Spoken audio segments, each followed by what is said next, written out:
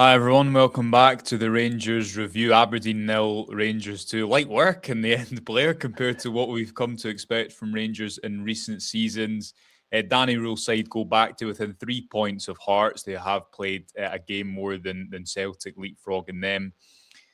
They win 2-0 thanks to another set-piece goal. Tello Asgard in the first half. James Tavernier with a penalty in the second.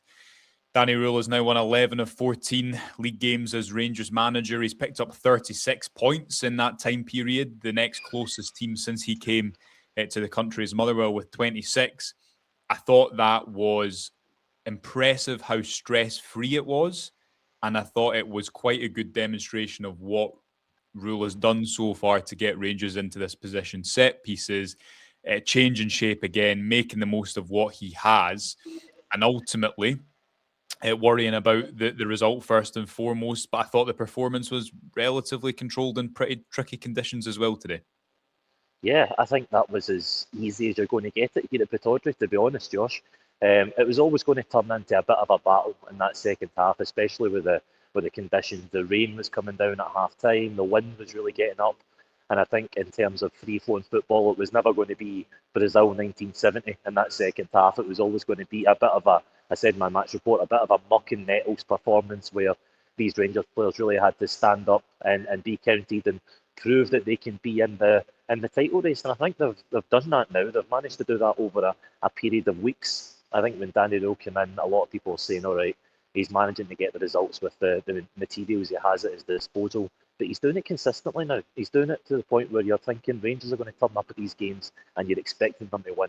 And don't get me wrong, Aberdeen were very poor today. I thought they were very poor in the second half.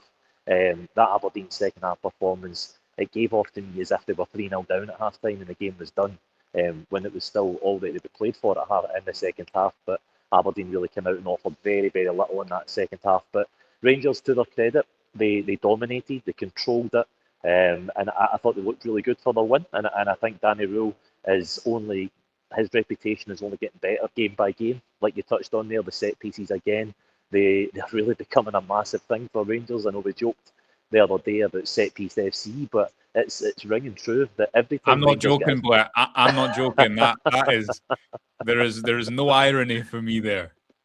absolutely every time Rangers get a set piece now, you're thinking this is as good as a penalty. This is Yeah. this is as good as something like that because they're just so dangerous and the routines are so well worked. That opening goal by Tello Asgard today. I want to come on to talk about Tello Asgard, by the way, but we'll save that Okay.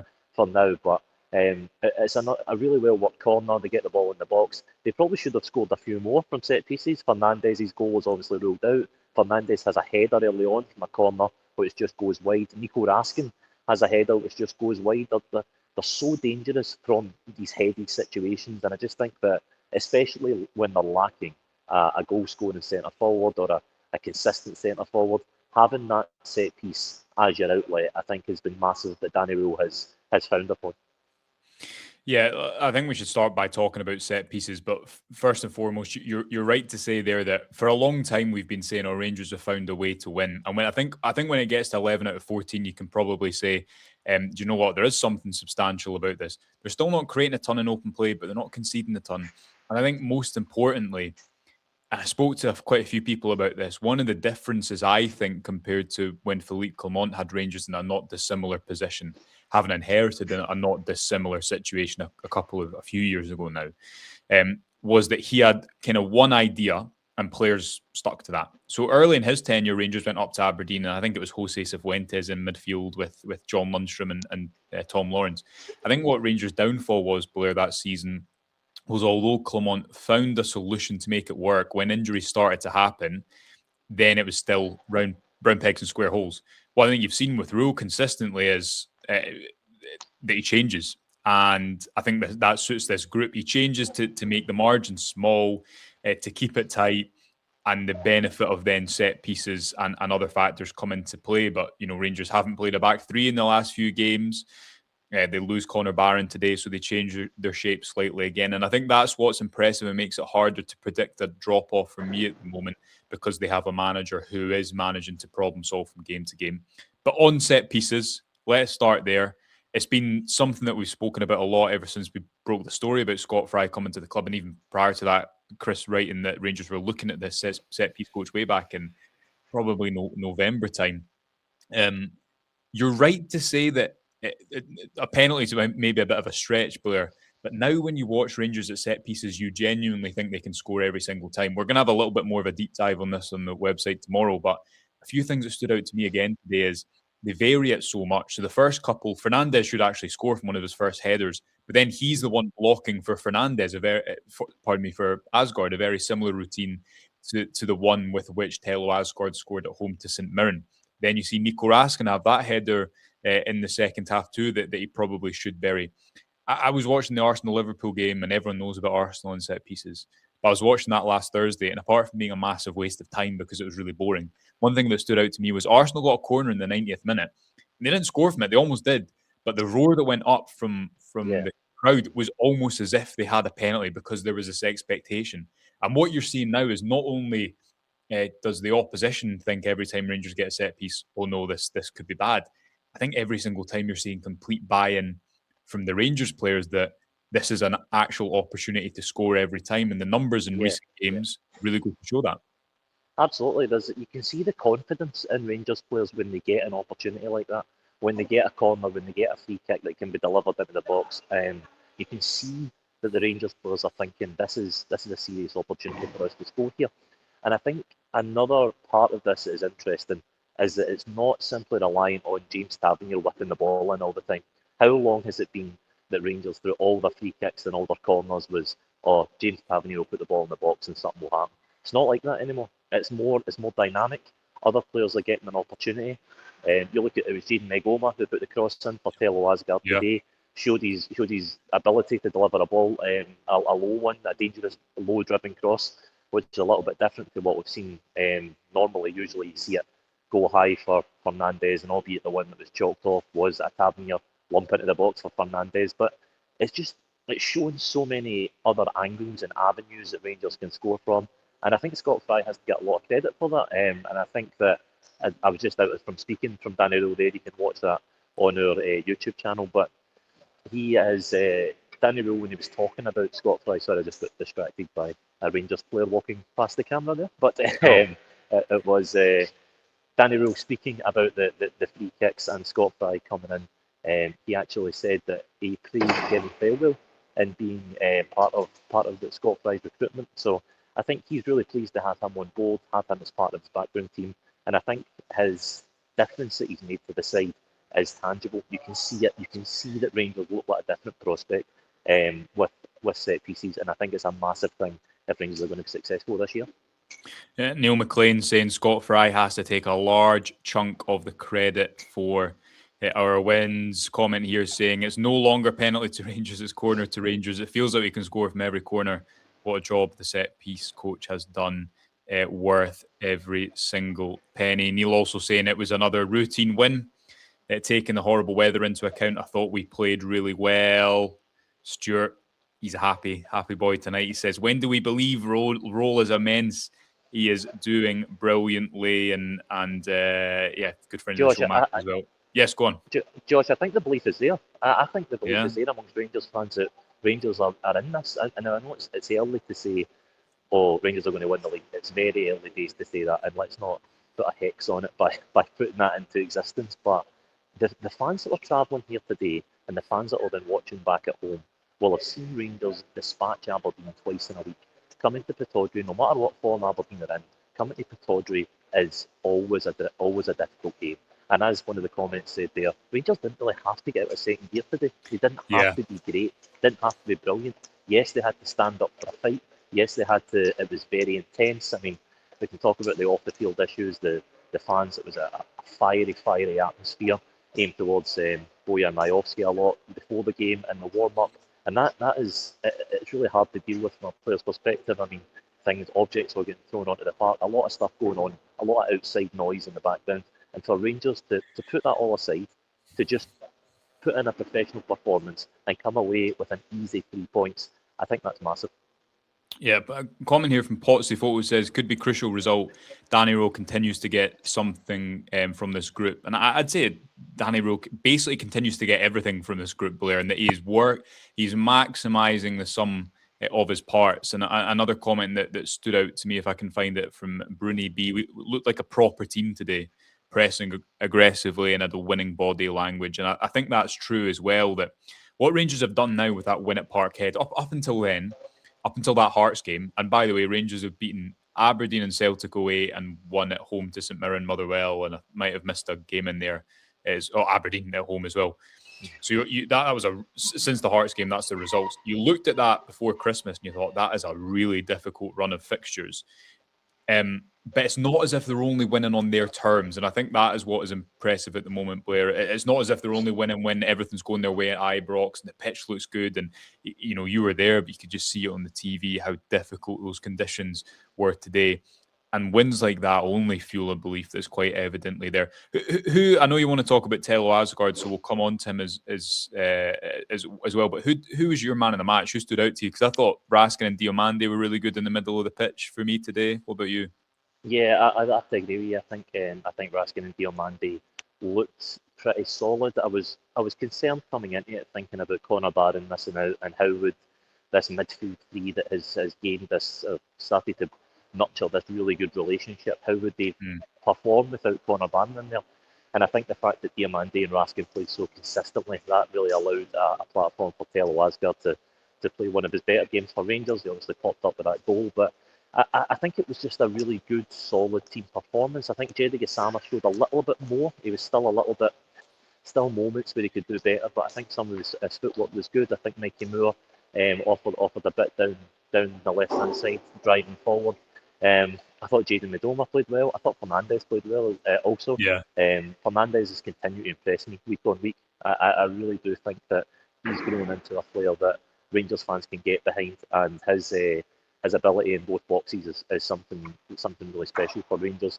I think Diamande's a good shout. I think he's since coming on at Parkhead, I think that's really turned the tide for him in recent weeks, because I wouldn't say he was bad at the first half of the season, but I think underwhelming was probably a better adjective to use there. But ever since that second half at Parkhead, I think he's really come into his own and really come onto a game. But Tello Asgard for me, I think we could be at a point where Tello Asgard turned a bit of a corner, because that's coming from you. That's high praise, because you've not been as you've not been as big as we had a pint on Friday, and you were saying things about Tello Asgard that you probably wouldn't have repeated on the video.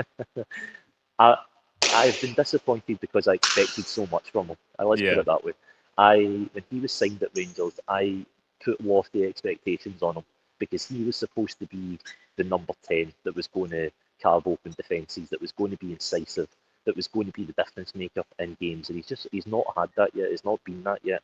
I actually asked Danny Röhl about in the press conference today. I went, look, obviously we know that Tello Asgard hasn't a great start to life at Rangers. He's a tricky start, but could this be the start of something? And Danny's response was, well, I think we can say that about a lot of players, that they've had tricky starts, and we just need to give them a little bit of time. So I think that he was impressed with Tello Asgard today. I think the way he takes his goal is what impressed me most. It's a really sharp finish. And like I said, it's 3-5 now. Albeit, I do caveat this by saying at the first half against Parkhead, it was very poor. It was a very poor performance, and there's no getting away from that. But when you've got a midfielder who's scoring these crucial goals when you need them, because taking the lead at Pittodrie is a big goal. It's not a player that's scoring goals when it doesn't matter. He's scoring goals to break the deadlock. He's scoring goals to put Rangers ahead. And I think he's starting to get what it means to play for this team. And I think that we could be on a bit of an upward curve with Tello, and hopefully the second half of the season he really proves what he can do, because there's also the added factor, which I think is going to be massive for so many players, of the World Cup that's at the end of the year. You've got this thing that's looming in June, and he's going to be going with Norway. He's going to want to be on that plane. He's going to be wanting to be in the starting 11. So it wouldn't surprise me to see his performances upturn between now and the end of the season. Yeah, it's 3-5, but of those 3-5, you obviously have the winner against Motherwell, the opener today, and it was the opener against St Mirren at home, wasn't it? And quite a similar free kick, corner kick, in that you see, and this is what stands out to me about Rangers' set piece approach. They're not, if they were just trying to pick out Manny Fernandez, think of Manny Fernandez's goal against Livingston a few months ago when Scott Fry just come into the job. If they're just trying to isolate him every time, it becomes predictable. But the fact that he's the one that's blocking the marker for Asgard to score that goal. The fact that Nico Raskin scores the header at the front post in midweek and maybe should convert that header he has from a James Taverner free kick today as well speaks to the variety of strengths that Rangers have from set pieces at the moment. And to tell Asgard, another player that Danny Röhl's had to work with him. He's inherited a lot of players who are low in confidence, but I agree with you. I thought it was a step in the right direction for him today. Just in terms of that second half, look, let's not kid ourselves. Rangers aren't a brilliant team on the ball yet. And they, Danny Röhl can't do everything. He can't make them defensively solid and brilliant at set pieces and a fluid team in attack, all while basically having absolutely no training time. But there was quite a few moments where you thought an extra pass there, or if that relationship was there between players, maybe Rangers could have made more of it. But Gassam on the left, we did our Saturday show a couple of days ago and we were speaking about creativity and how maybe if Röhl is going to sacrifice a little bit of Rangers on-ball structure for off-ball structure, you need individuals to just do individual things. Gassama can do that off the left. And it was really good play to earn that penalty, even if it's fleeting elsewhere and probably quite difficult conditions for a winger. That was the type of moment that you need to see more of him from the left. Because if he can do that consistently, he's so hard to defend against because of his pace over the first few yards. Yeah, I don't think there's many other players in that Rangers team that win that penalty.